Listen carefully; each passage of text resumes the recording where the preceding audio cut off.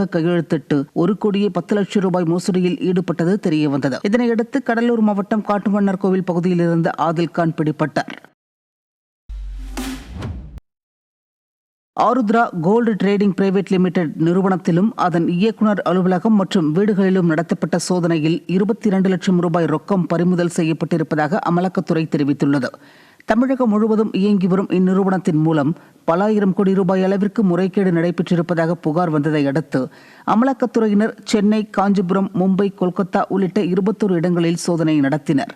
Arudra gold trading நிறுவனத்தின் இயக்குநர்கள், பங்குதாரர்களின் வீடு, அலுவலகங்களில் நடைபெற்ற சோதனையில் 22 லட்சம் ரூபாய் ரொக்கம், பல்வேறு குற்ற ஆவணங்கள், டிஜிட்டல் சான்றுகள், சொத்துக்கள் தொடர்பான ஆவணங்கள் பறிமுதல் செய்யப்பட்டதாக தெரிவிக்கப்பட்டுள்ளது. தஞ்சாவூர் மாவட்டம் கும்பகோணத்தில் காங்கிரஸ் கட்சி மேலிட பொறுப்பாளர் முன்னிலையிலேயே அக்கட்சியினர் நாற்காலிகளை வீசி எறிந்து மோதலில் ஈடுபட்டதால் பரபரப்பு ஏற்பட்டது.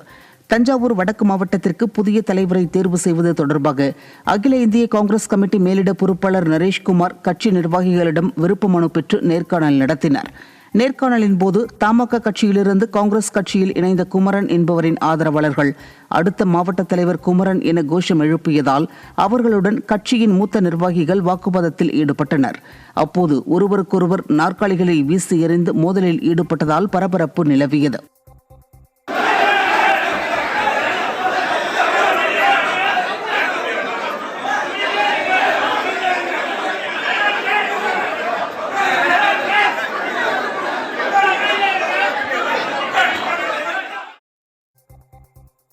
திருவாரூரில் போலி சிலைகளை பழமையான சிலைகள் என அதிக விலைக்கு விற்க முயன்ற நபர் பிடிபட்டார். திருவாரூர் நேதாஜி சாலையில் உள்ள தேசிய வங்கியில் தமிழரசன் என்பவர் தற்காலிக ஊழியராக பணியாற்றி வருகிறார். இவர் சுவாமி மலைக்கு சென்று 75,000 ரூபாய்க்கு 2 பித்தளை சுவாமி சிலைகளை வாங்கி வந்து அவற்றில் முலாம் பூசி புதையலாக கிடைத்த பழங்கால சிலைகள் என தகவல் பரப்பியுள்ளார். இதனை நம்பி காரைக்காலைச் சேர்ந்த கவாஸ்கர் என்பவர் 50 லட்சம் ரூபாய்க்கு சிலைகளை வாங்க முயன்ற போது அவை பித்தளை என்பது தெரிந்ததை அடுத்து தமிழரசன் சிக்கினார். ஸ்டாலின் அரசின் ஏவல் துறையினரின் மெத்தன போக்கால் மோசடி சம்பவங்கள் அதிகரித்துள்ளதாக மக்கள் குற்றம் சாட்டினர். செங்கல்பட்டு மாவட்டம் அச்சிறுபாக்கத்தில் நள்ளிரவில் வீடுகளுக்குள் புகுந்து அடையாளம் தெரியாத நபர்கள் தங்க நகை, ரொக்கம் கொள்ளையடித்து சென்றதால் மக்கள் அச்சமடைந்துள்ளனர். அதிமுக பேரூராட்சி கவுன்சிலர் சகுந்தலா மணியின் வீட்டின் பூட்டை உடைத்து உள்ளே சென்ற கொள்ளையர்கள் 3 சவரன் தங்க நகை மற்றும் 1 லட்சம் ரூபாய் ரொக்க பணத்தை கொள்ளையடித்து சென்றனர். இதேபோல் அப்பகுதியில் உள்ள தமிம் பாஷாவின் வீட்டின் பூட்டை உடைத்து பீரோவில் நகை, பணம் இல்லாததால் ஏமாற்றத்துடன் திரும்பிச் சென்றனர். போலீசார் இரவு நேரத்தில் ரோந்து பணி மேற்கொள்ளாததே தொடர் கொள்ளை சம்பவங்களுக்கு காரணம் என பொதுமக்கள் குற்றம் சாட்டியுள்ளனர்.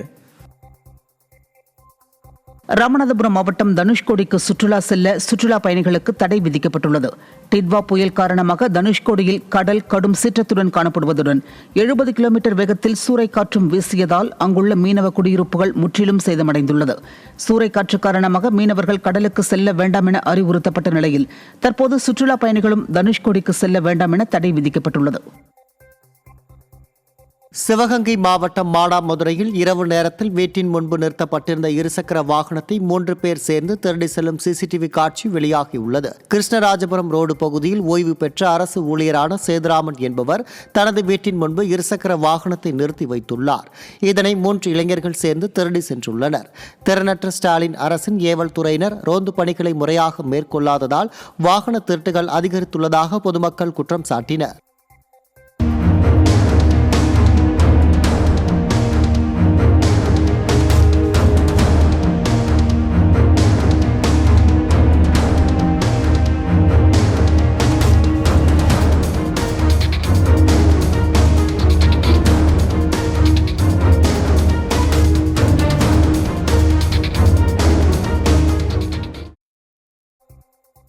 தஞ்சாவூர் மாவட்டம் கும்பகோணம் அருகே கோயில் சுற்றுச்சுவர் இடிந்து விழுந்ததில் 2 வயது குழந்தை உள்பட 3 பேர் படுகாயமடைந்தனர். பட்டீஸ்வரத்தில் இந்து சமய அறநிலையத்துறை கட்டுப்பாட்டில் உள்ள கோபிநாத பெருமாள் கோயிலில் சுற்றுச்சுவர் கட்டும் பணியில் தொழிலாளர்கள் ஈடுபட்டுக் கொண்டிருந்த போது சுற்றுச்சுவரின் ஒரு பகுதி திடீரென இடிந்து குடியிருப்பு பகுதிக்குள் விழுந்தது. இதில் 2 வயது குழந்தை உள்பட 3 பேர் இடிபாடுகளுக்குள் சிக்கிக் கொண்டனர். 3 பேரும் பலத்த காயமடைந்த நிலையில் மருத்துவமனையில் அவர்களுக்கு தீவிர சிகிச்சை அளிக்கப்பட்டு வருகிறது. தூத்துக்குடி மாவட்டம் ஆழ்வார் திருநகரி அருகே குப்பை கழிவுகளுடன் மழைநீர் தேங்கி சுகாதார சீர்கேடு ஏற்படுவதாக குற்றச்சாட்டு எழுந்துள்ளது. ஆதிநாதபுரம் பெரியார் நினைவு சமத்துவபுரத்தில் தற்போது பெய்த மழை காரணமாக தாழ்வான பகுதிகளில் குப்பைகள் மற்றும் கழிவு நீரோடு மழை நீரும் கலந்துள்ளதால் குழந்தைகள், முதியோர்கள் உள்ளிட்டோருக்கு நோய் தொற்று ஏற்படுவதாக கூறப்படுகிறது. இதுகுறித்து புகார் அளித்தும் அதிகாரிகள் நடவடிக்கை எடுக்கவில்லை என தெரிவிக்கும் அப்பகுதி மக்கள் ஸ்டாலின் அரசின் ஊராட்சி நிர்வாகம் போர்க்கால அடிப்படையில் நடவடிக்கை எடுத்து தண்ணீரை வெளியேற்றுவதுடன் வடிகால்வாய்களையும் சீரமைக்க வேண்டுமென வலியுறுத்துகின்றனர். இலங்கை சிறையிலிருந்து விடுவிக்கப்பட்ட ராமநாதபுரம் மாவட்ட மீனவர்கள் 20 பேர் விமானம் மூலம் சென்னை வந்தடைந்தனர். ராமநாதபுரம் மீனவர்கள் அக்டோபர் மாதம் 8ஆம் தேதியன்று எல்லை தாண்டி மீன் பிடித்ததாக கூறி இலங்கை கடற்படையினரால் கைது செய்யப்பட்டனர்.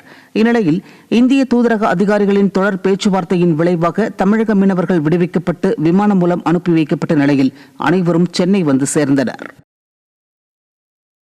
செங்கல்பட்டு மாவட்டம் மறைமலை நகரில் உள்ள பழைய அரசு கட்டிடம் மது பிரியர்களின் கூடாரமாக மாறியுள்ளதாக குற்றச்சாட்டு எழுந்துள்ளது. சட்டமங்கலம் பகுதியில் சுமார் 60 ஆண்டுகளுக்கு முன்பு கட்டப்பட்ட அரசு கட்டிடங்கள் தற்போது பாழடைந்து கிடப்பதாக கூறப்படுகிறது. இதில் இரவு நேரத்தில் அடையாளம் தெரியாத நபர்கள் மது மற்றும் கஞ்சா புகைப்பதாகவும் இதனால் இப்பகுதியை பெண்களும் பொதுமக்களும் அச்சத்துடன் கடந்து செல்வதாகவும் கூறப்படுகிறது. ஸ்டாலின் அரசின் அதிகாரிகள் மற்றும் ஏவல் துறையினர் மது பிரியர்கள் மீது நடவடிக்கை எடுப்பதுடன் பழைய கட்டிடங்களை அகற்ற வேண்டும் என்றும் வலியுறுத்தப்பட்டுள்ளது. காஞ்சிபுரம் மாவட்டம் ஸ்ரீபெரும்புதூர் அருகே பயணியர் நிழற்குடையில் இருக்கை வசதி இல்லாததால் பயணிகள் அவதியடைந்து வருவதாக குற்றச்சாட்டு எழுந்துள்ளது. சுங்குவார் சத்திரம் 4 சாலை சந்திப்பில் உள்ள பயணியர் நிழற்குடையில் இருக்கை வசதி இல்லாததால் பெண்கள், முதியவர்கள் உள்ளிட்டோர் நீண்ட நேரம் நிற்க வேண்டி உள்ளதாக கூறப்படுகிறது. மக்கள் நலனில் சிறிதும் அக்கறை இல்லாத ஸ்ரீபெரும்புதூர் ஊராட்சி நிர்வாகம் உரிய முறையில் இருக்கை வசதி ஏற்படுத்தி தர பொதுமக்கள் வலியுறுத்தினர். சென்னையில் காதலன், காதலி இருவரையும் ஏமாற்றி லஞ்சம் பெற்ற காவல் உதவி ஆணையர் உள்ளிட்டோர் காத்திருப்போர் பட்டியலுக்கு மாற்றப்பட்டனர்.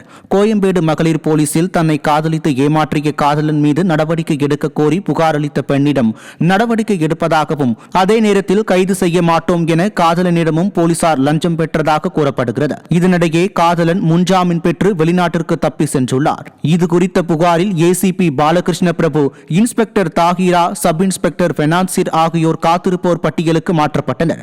விடியாத அரசின் ஏவல் துறையினர் எப்போதும் லஞ்சத்தில் மூழ்கி திளைப்பதாக பலரும் குற்றம் சாட்டினர்.